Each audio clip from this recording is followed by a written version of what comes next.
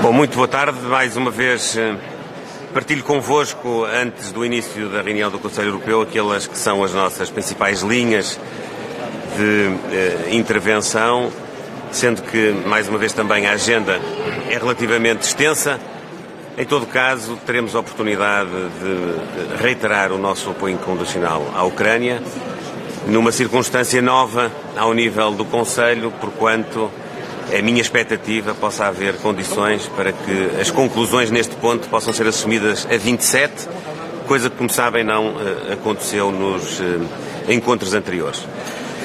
Por outro lado, também realizamos esta reunião do Conselho Europeu com a expectativa de que o contexto internacional possa ter uma evolução favorável, seja na Ucrânia e no andamento de um processo negocial conducente a uma paz justa e duradoura, seja através da normalização da situação no Médio Oriente e, em particular, da navegabilidade no Estreito de Hormuz, com isso possibilitando também que os efeitos económicos e sociais não se façam sentir.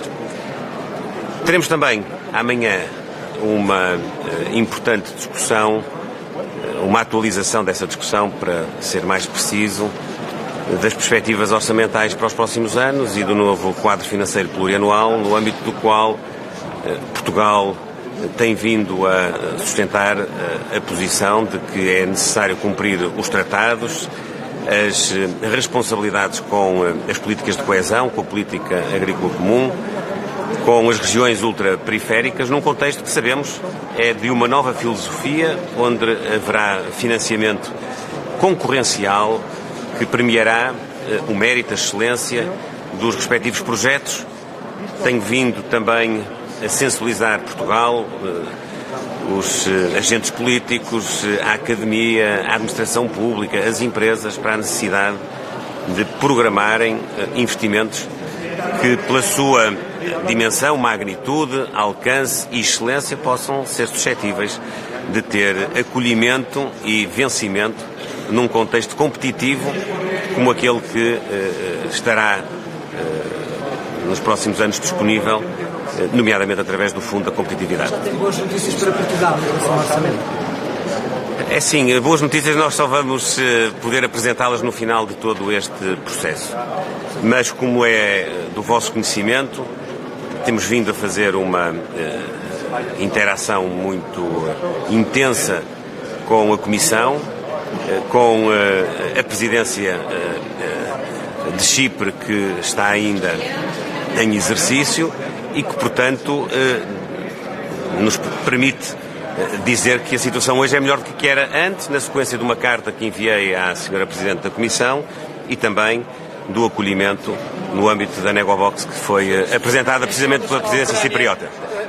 Esta decisão deve avançar mais rapidamente ou deve respeitar o calendário normal dos restantes candidatos? Eu creio que é importante que a discussão que tivemos na última cimeira entre a União Europeia e os Balcãs Ocidentais, que abordou precisamente os processos de adesão desses países, mas que foi mais longe, integrando nessa reflexão e nessa avaliação também o caso da Ucrânia e da Moldávia, que possa haver instrumentos. Nós temos-nos manifestado disponíveis para aprofundar instrumentos que possam integrar de forma transitória mais os países candidatos, do que estarmos apenas e só à espera do cumprimento integral, 100%, de todos os critérios de adesão.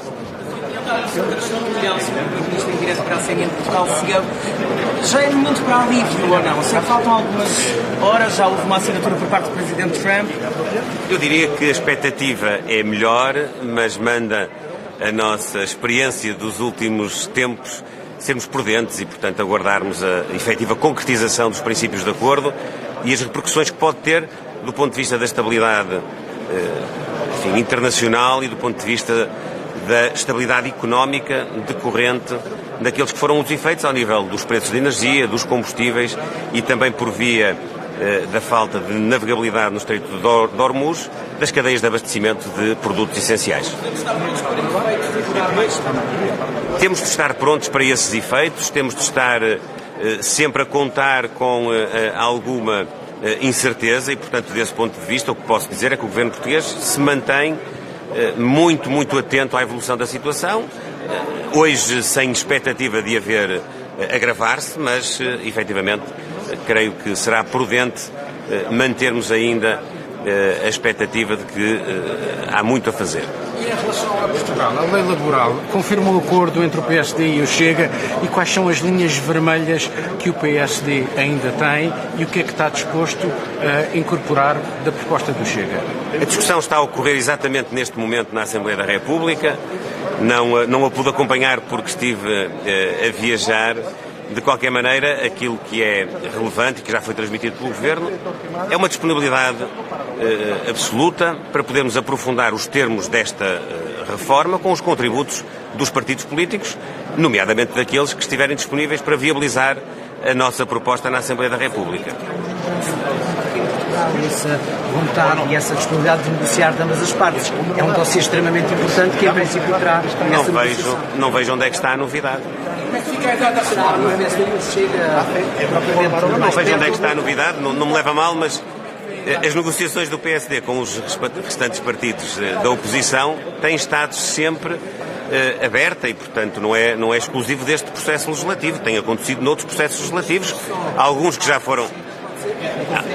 já foram aprovados e outros que não foram aprovados. Como de resto, também tem havido disponibilidade para o Chega negociar com o Partido Socialista. Também já tem acontecido. Eu, aliás, vou lembrar aqui uma coisa. Já aconteceu mais vezes o Chega e o PS votarem juntos do que votarem com os partidos que suportam o Governo. Agora, nós tivemos outros processos legislativos onde chegámos a entendimento com o Chega e tivemos outros que chegámos a entendimento com o PS. É assim que vai continuar. Um grande ataque na última noite. Esta é a posição de força para que a Ucrânia possa chegar a uma mesa negocial mais guarnecida? Pergunto-lhe, por um lado. Segundo, qual é o papel da União Europeia? Como sabem, terei sido até dos primeiros, para não dizer mesmo o primeiro, a sustentar a ideia de que era necessário, era positivo que se abrisse um canal de contacto entre a União Europeia e a Rússia, que pudesse de alguma maneira envolver a Rússia num processo negocial com o seu oponente direto, que é a Ucrânia, mas com a nossa participação, eventualmente mediação, para podermos levar a bom porto esse processo, porque não há entendimento de paz se não for com o envolvimento das partes em conflito. Quando eu disse isto, na altura, muita gente estranhou. Hoje creio que está mais ou menos alargado, para não dizer mesmo consensualizada, essa perspectiva, e eu fico francamente com a expectativa de que possa haver consequência nesta posição e que possamos ajudar a Ucrânia, porque o intuito é de ajudar a Ucrânia e a Europa a solucionarem uma frente de conflito que não ajuda ninguém. A União Europeia nessa negociação? Peço desculpa, não percebi. O estatuto que cria a União Europeia como mediadora, ela é parte interessada? Eu não tenho, enfim, uma posição fechada quanto à fórmula, à metodologia mais adequada, porque essa a acontecer tem de ser naturalmente alvo de uma aceitação e de um diálogo com as partes envolvidas. O que posso é, mais uma vez, manifestar a minha convicção de que nós prestaremos um bom serviço à Ucrânia e à Europa se a União Europeia tiver um papel mais ativo e proativo a aproximar as partes, e é isso que é a minha expectativa.